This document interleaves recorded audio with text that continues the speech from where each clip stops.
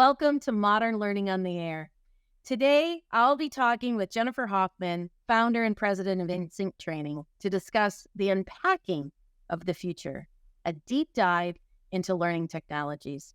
Now, this past spring, Jennifer and I co-authored a research report with HR.com called The Future of Learning Technology. As board members, we helped outline the questions that would be asked and anticipated the answers that would come out of the report.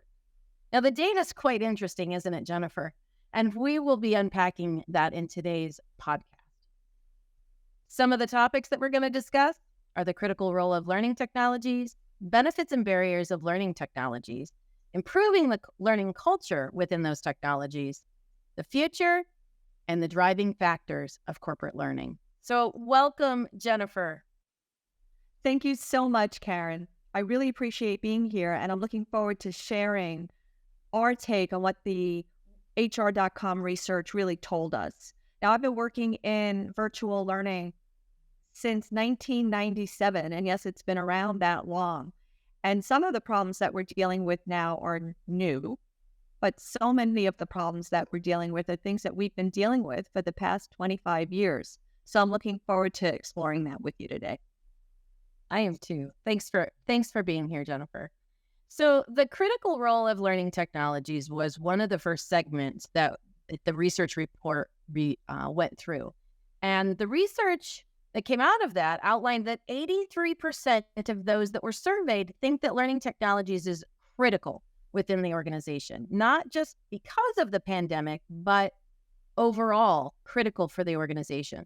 So Jennifer, as a veteran in the industry, what's your take on that? Actually, I'm surprised only 83% said it was critical. And some of that is from the pandemic. We proved that we could communicate in real time, collaborate, and learn across the world, especially across the country, but definitely across the world. So if you've got an organization that's more than just one building, I think that these learning technologies and these collaborative technologies are absolutely critical. Part of learning technologies is also about the learning management system, self-paced content, learning while it's embedded in work. So not just live, which is what we specialize in. And that it even becomes even more critical because as job roles change so quickly, people are learning all the time. And technology needs to enable that, track it, and help us figure out what to do next. So really, I want to know what the other 17% are thinking. Well, I'm wondering if they're thinking the same thing I'm thinking, which is it's not just about the technology, right? It's not just about me as a learner and how I work in my environment, but how do we as training organizations utilize the technology to enhance the learning of our learners, right? How do we go beyond this computer screen so that we humanize these environments and we humanize these learning technologies? 78% of those that were surveyed also indicated that they believe that, technology is here to stay. And I think you and I believe that as well, right? What used to be face-to-face is now either virtual or what we're calling hybrid. So 78% of those individuals believe that it's going to be increasingly more popular to utilize these learning technologies in the next 3 years. Now, Jennifer, when we think about training and going beyond the platform, so to speak, of learning technologies, what are you thinking in terms of third-party tools and how it changes the training industry? Well, a couple of things here. One of the things that's driving that 78% thinking it's going to be more important is that organizations are looking at a virtual first strategy. And when I say virtual first, I mean they're thinking about if we know we can teach project management or data input or customer service or leadership training in a virtual way, show me the business case about why we should be teaching this face-to-face. Why should I be spending that money? So that's not necessarily being driven by the training department. A lot of that's being driven by the people that are paying for the training department. But it's not just that. We've got training partners that are saying, we know we can do virtual and e-learning and all of these things well. So we're going to go there first and save that face-to-face time for when it's really, really critical to be face-to-face. Face-to-face sales, team building. There are a lot of topics that we want to have face-to-face.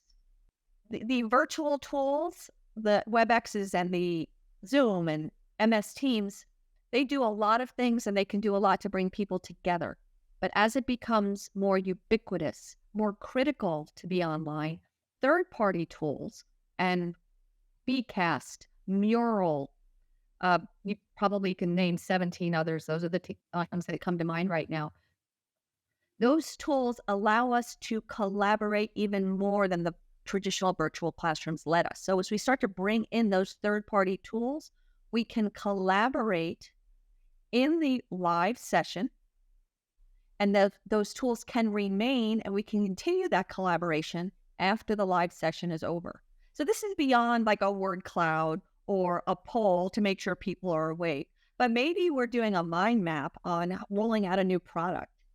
And maybe I create that mind map and I put on, I start it and we go to the live class and say, okay, if we are in a class to teach us how to build a new product, what are the things we need to think about? And maybe there's 5 steps and we just throw all those things in and think about us breaking them up into groups. And maybe there's 5 steps and you're in charge of one group and Jeff is in charge of another group and I'm in charge of a third group.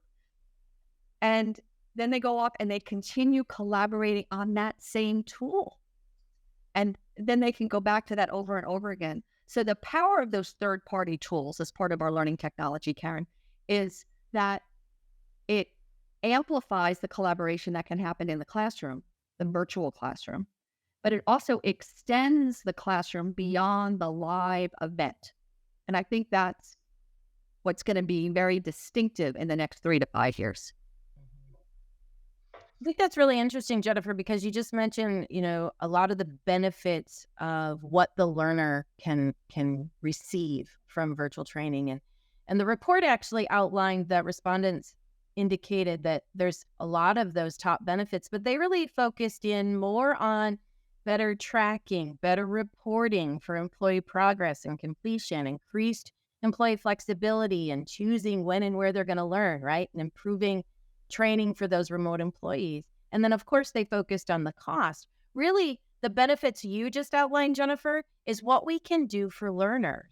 And that's what's going to be the difference in the next 3 to 5 years, right? Is how can we kind of pull at the heartstrings, if you will, of those learners to not just have a cost benefit, if you will, for training technologies, right? Or learning technologies, but how do we really utilize the benefits of these technologies to get learners to that next level, which is ultimately intellectual engagement, right?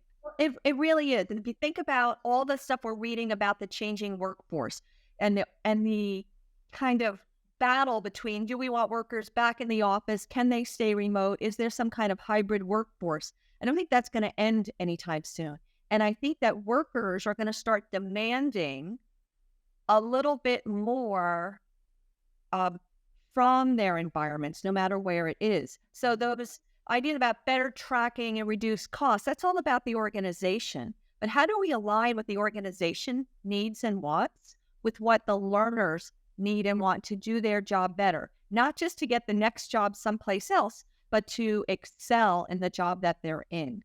So when they identified improved training for remote employees, it's improved training for all employees, in my opinion. So because I'm working at home office doesn't mean I can't take advantage of these learning technologies and collaborate with my colleagues that are spread out far and wide.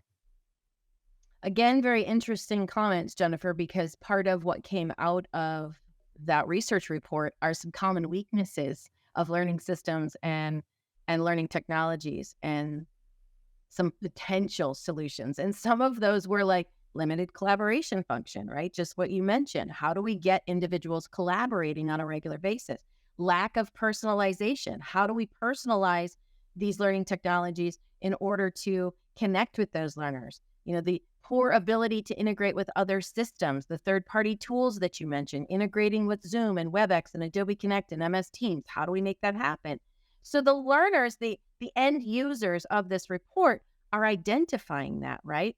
And when considering all of these weaknesses, organizations really need to consider the terms of the training that you're talking about when it comes to these learning technologies. We really need to focus on how do we make training within these learning technologies active and sustainable, right? We have to be able to focus in on, just like you mentioned, the learner, so that we're going beyond the tools of the technology, beyond the third-party tools, and really get to the core, the compelling, relevant content, coming alive with those strong facilitation skill sets, all within the environment in which the learner's working in.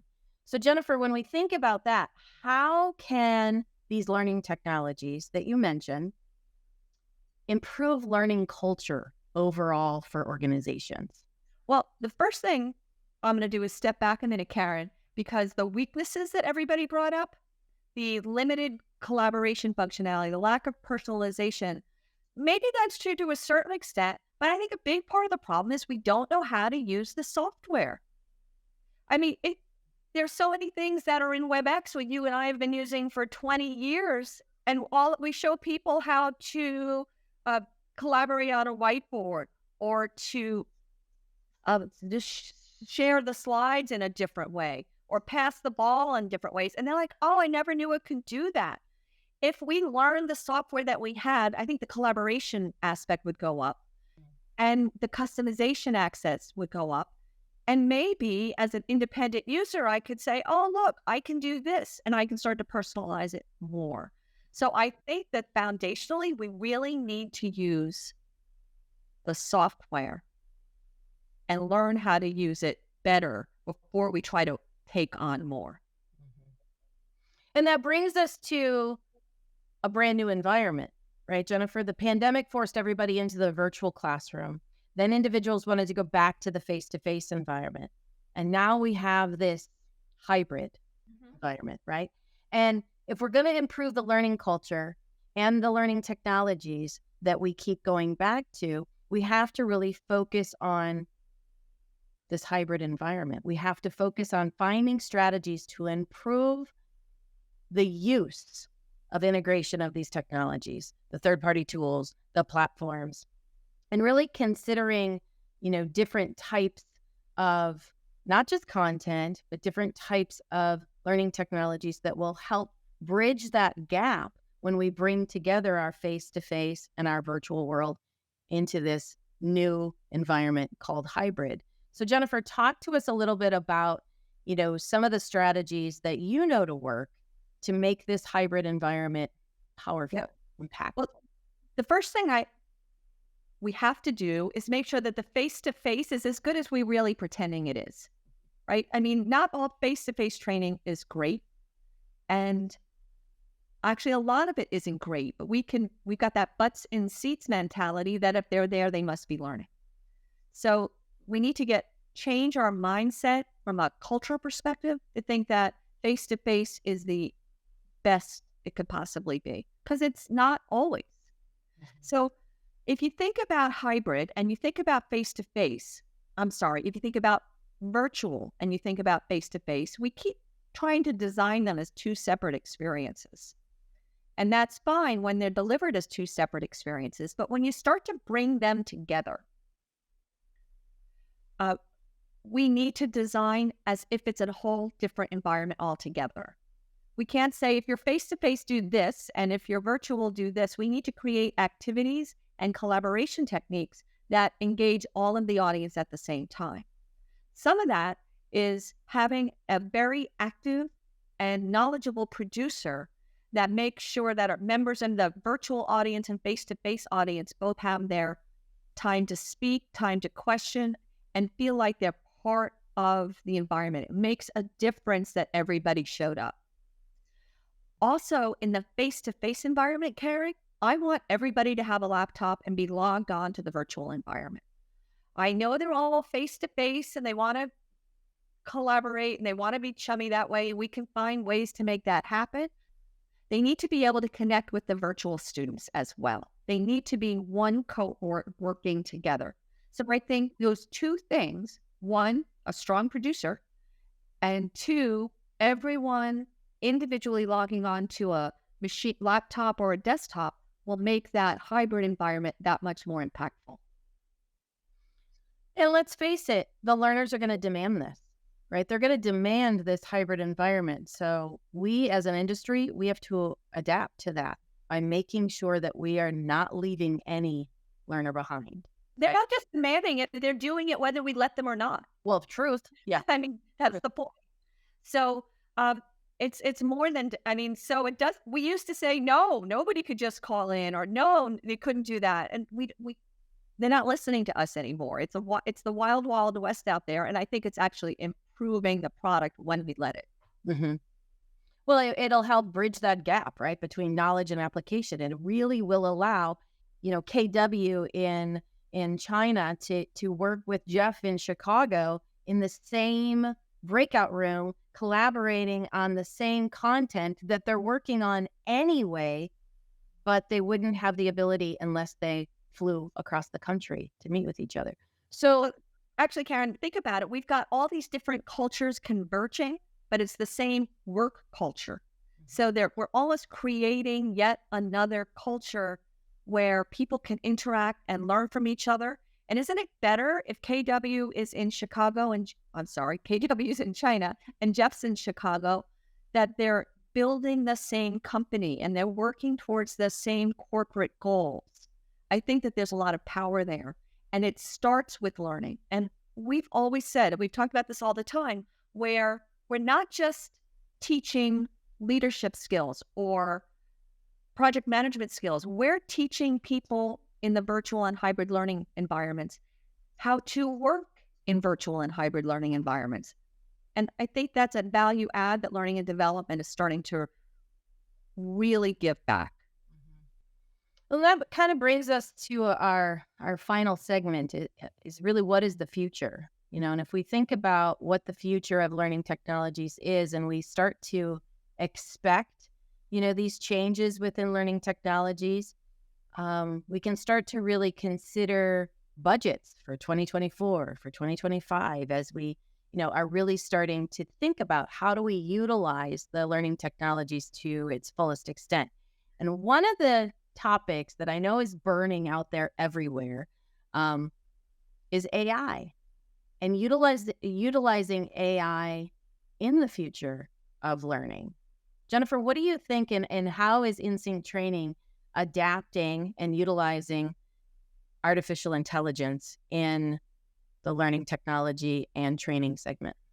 Well, let me go to a bigger bubble. For years, we've been talking about, let's use virtual reality, let's use augmented reality, let's use interactive video. I mean, there's always been these very big tech pushes, and training and development goes back to what they know, what can work, what they can learn, what they can afford. Because learning and development doesn't always have the biggest budgets.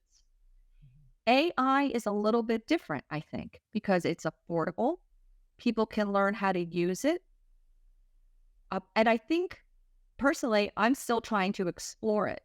I'll write content for a class or for an article, and then I will use AI to improve that content. We do need to be careful, though, because just one mistake in a class, one fact missed, one thing not fact checked, will start to lose credibility.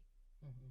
So I'm not going to pretend to be an expert about the elephant in the room, right? But I don't think any of us should pretend to be. We need to see how AI is going to change jobs, how it's going to change the way we teach and the way we create content. And I don't think we need to be slow, but we need to be cautious in that we need to make sure that the content is still meeting the needs of our learners and not just easy. I'm worried that it's so easy to create content now that everything's going to be self-paced, and we're just going to start sending out tons and tons of AI-generated stuff.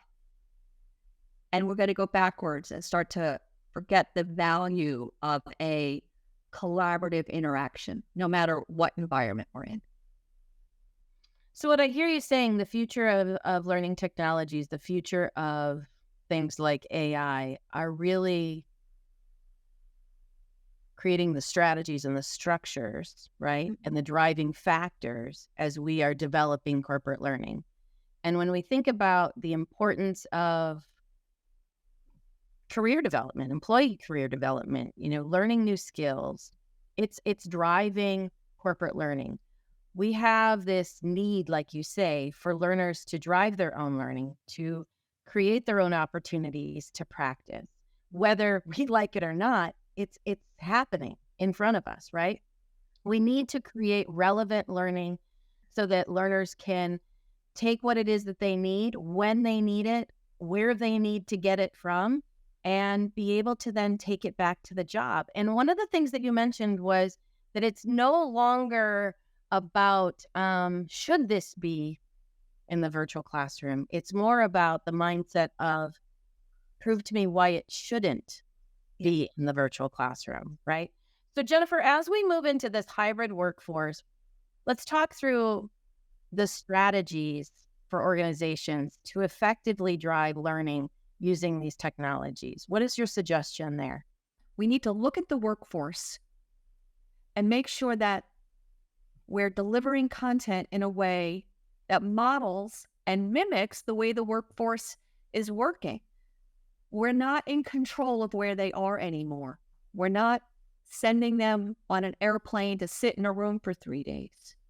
So we need to think about the fact that we've got a hybrid model of working, and that's driving a hybrid model of learning. They go hand in hand. And we need to continue to watch how this phenomena evolves and match that. Not think, well, this is the right way to teach, so this is the way we're going to teach. There is no right way to teach anymore. We need to see the workforce where it is and find ways for them to be successful. And really, we at Insync Training want to encourage all of our listeners to think about and implement these strategies that we discussed. Think about the need for training in your organization, in your learning and development teams, and think about how you can go beyond the technology, break through this computer barrier, if you will, and really connect with learners on the emotional side, the intellectual side, all through these environments that we're all living in every day, right? It's important. If we all want active and sustainable virtual learning experiences moving forward, it's important for us to consider these strategies. Thank you, Jennifer, for taking time to be with us today, for all of your knowledge, all of your wisdom in the industry for the past 23 years. I just love being here with all of your energy, Karen. It's wonderful. And we're going to be doing this a lot more often. So I'll see you next time. And for all of you listeners out there, to learn more about how you can leverage the future of learning technologies in your organization, there are a few ways to get to the HR.com download. If you happen to be viewing on YouTube, please look in the description below to download that HR.com report. And if you happen to be listening to our podcast on Spotify, simply click on the link in our bio to download that report as well. And to learn more about us, visit insynctraining.com today. Thank you.